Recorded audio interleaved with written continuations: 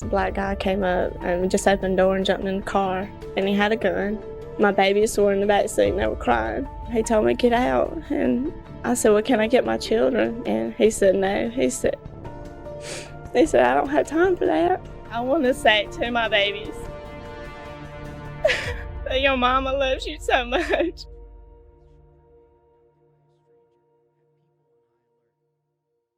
There was a night in 1994 when an entire nation held its breath, praying for the safe return of two innocent children.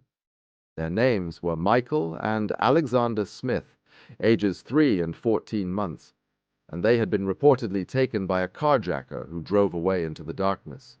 For 9 days, their young mother, Susan Smith, made tearful pleas on national television, begging for their return. But what the world didn't know was that Michael and Alex were already dead, strapped in their car seats at the bottom of John D. Long Lake in South Carolina, and the person responsible for their deaths wasn't a mysterious carjacker. It was their own mother. Welcome to the dark truth. And today we're diving deep into one of the most shocking cases of maternal betrayal in American history. If you're new here, make sure to hit that subscribe button and ring the notification bell. We uncover the darkest secrets hidden in plain sight, and you won't want to miss a single episode. I can't express how much they are wanted back home, how much we love them, we miss them.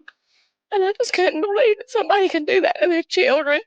There's no reason on this earth for a mother to do that to her children. Susan Lee Vaughn was born on September 26, 1971, in Union, South Carolina. When Susan was just 6 years old, her father, Harry Vaughn, committed suicide, leaving her traumatized and searching for stability. Her mother, Linda, remarried, but behind closed doors, something sinister was happening. By 1994, Susan appeared to have it all: a husband named David Smith and 2 beautiful boys, Michael, age 3, and Alexander, just 14 months old. To the outside world, she seemed like the perfect mother. Friends and family described her as loving and devoted to her children. But beneath this facade, Susan's life was spiraling out of control. In December 1993, Susan began an affair with Tom Findley, the wealthy son of her boss at the textile mill, where she worked as a secretary. But there was a problem. Susan was married, and they had 2 young children. When Findley discovered Susan had lied about being separated, he broke off the relationship. They resumed dating after Susan's final separation from David in August, but Findley's feelings hadn't changed. On October 18, 1994, Findley wrote her a devastating letter. In it, he stated, "There is something about you that is not suited for me, and yes, I'm talking about your children." He made it clear he wasn't ready to be a father and didn't want a ready-made family.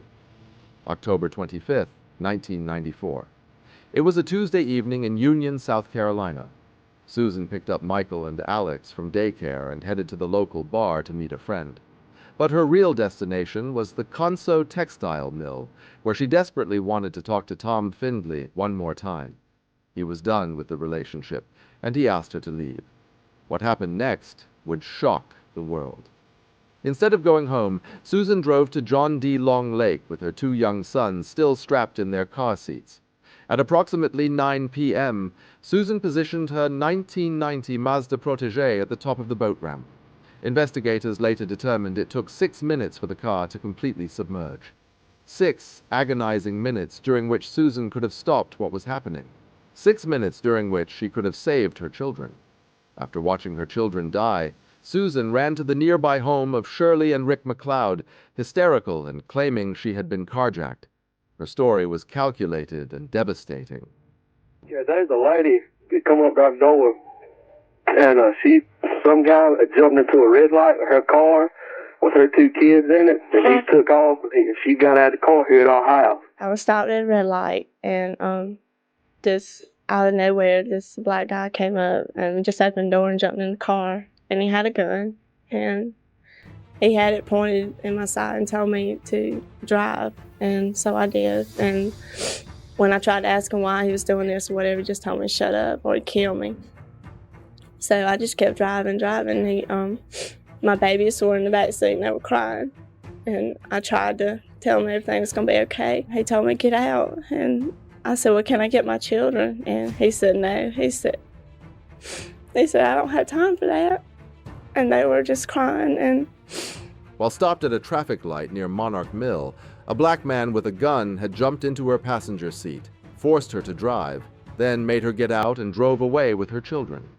This lie would spark a massive manhunt and capture the attention of the entire nation. In 1994, America was already dealing with heightened racial tensions, and Susan's description of a black carjacker played into deep-seated fears and prejudices. For 9 days, Susan appeared on national television, making emotional pleas for her children's safe return. The FBI launched a massive investigation. Volunteers searched day and night. The entire community of Union rallied around what they believed was a grieving mother. Flyers with Michael and Alex's photos were distributed across the country. Prayer vigils were held. The story dominated news cycles. But from the very beginning, investigators had doubts about Susan's story. Detective Howard Wells and his team immediately noticed inconsistencies in Susan's account. The traffic light where she claimed to have been stopped would only turn red if another car was present, but Susan insisted she saw no other vehicles. Carjackers typically want the vehicle, not the passengers. So why would this supposed criminal let Susan go but keep her children? I would like to take the time to plead to the American public that you please do not give up on these two little boys in the search for their return safe home to us. That you continue to look for this car, these two, our children, and for the suspect himself, that you continue to keep your eyes open, and anything that you see that might would help to please call and let it be known.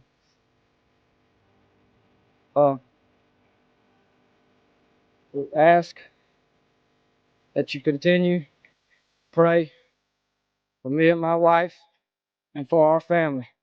But most of all, that you continue to pray, the American public, continue to pray for Michael and Alex, that they are returned home safely to their mother and father and the family members who love them so much. That you pray most of all for them, and that they are being taken care of, and that they are safe, and that they will return home safely. On November 3rd, 1994, exactly 9 days after the alleged carjacking, investigators confronted Susan with the mounting inconsistencies in her story. Under intense pressure, the facade finally cracked. In a handwritten confession, Susan admitted the truth. She had killed her own children. She wrote, "I was in love with someone very much, but he didn't love me, and never would.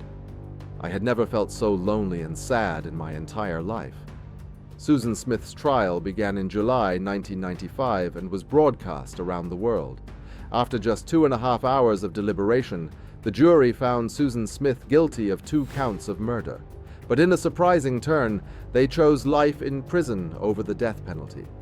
Susan Smith has been arrested and will be charged with 2 counts of murder in connection with the deaths of her children, Michael 3 and Alexander 14 months. The jury later said they believed a life sentence would be worse punishment, forcing Susan to live with her actions every day.